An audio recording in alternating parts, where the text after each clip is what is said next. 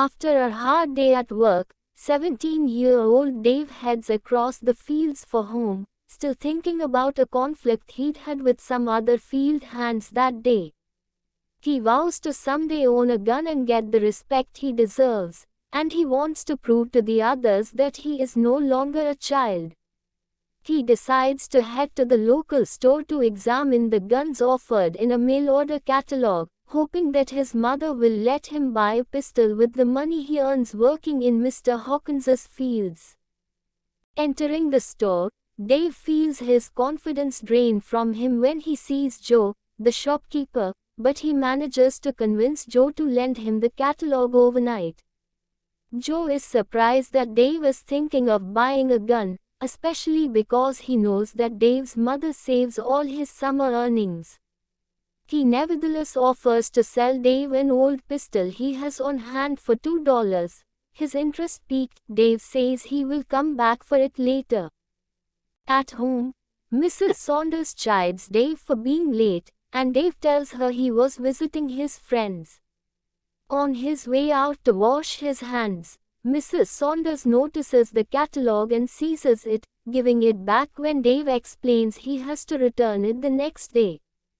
During supper, Dave is too engrossed in the catalog to eat or notice the arrival of his father and younger brother. Admiring the revolvers, he chokes down his dinner, knowing that he should ask his mother for the money instead of his father.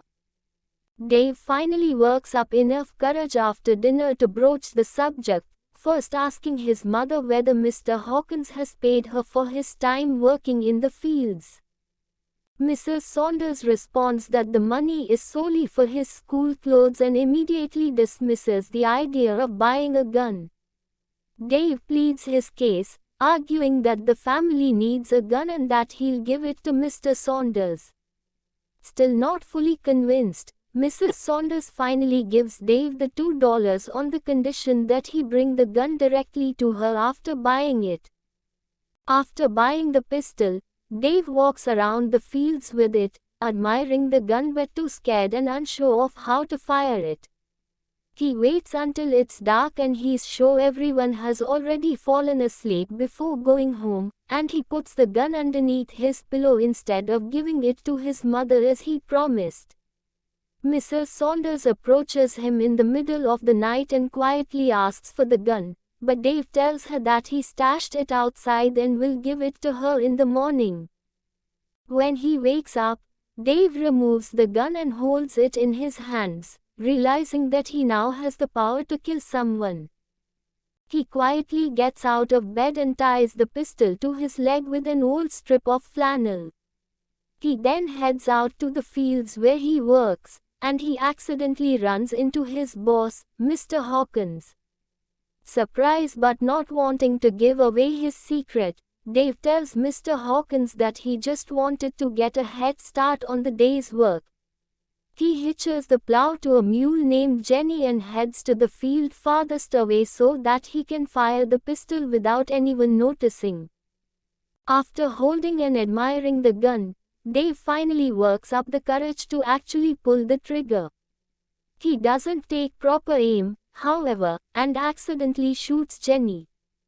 Dave panics and desperately tries to stop the bleeding by plugging the wound with dirt, but Jenny soon dies. Sickened and frightened, he buries the gun at the base of a tree and heads across the field, trying to concoct a believable story to explain Jenny's death to Mr. Hawkins. Someone eventually finds Jenny, and a small group gathers around her body. When pressed, Dave lies and says that Jenny had been startled and fell on the point of the plow. Unconvinced, Mrs. Saunders urges him to tell the truth and then quietly asks about the gun when no one else is listening. Meanwhile, someone comments that Jenny's wound looks like a bullet hole. Crying and realizing that he has to tell the truth, Dave confesses. Mr. Saunders is shocked to hear about the pistol and Mrs. Saunders's complicity.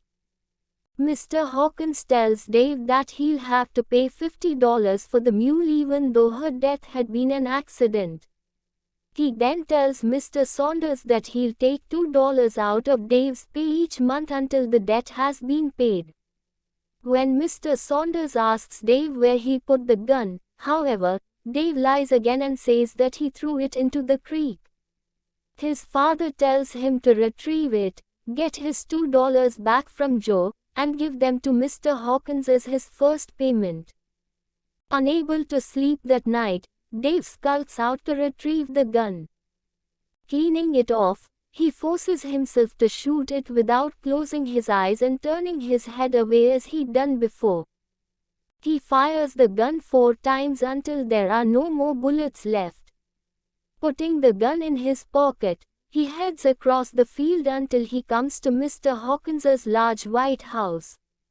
If he had one more bullet, he muses, he would fire at the house to let Mr. Hawkins know that he is really a man. Dave then hears the sound of a train in the distance. Gun in hand, he heads for the tracks and hops into a moving boxcar as the train continues on into the night.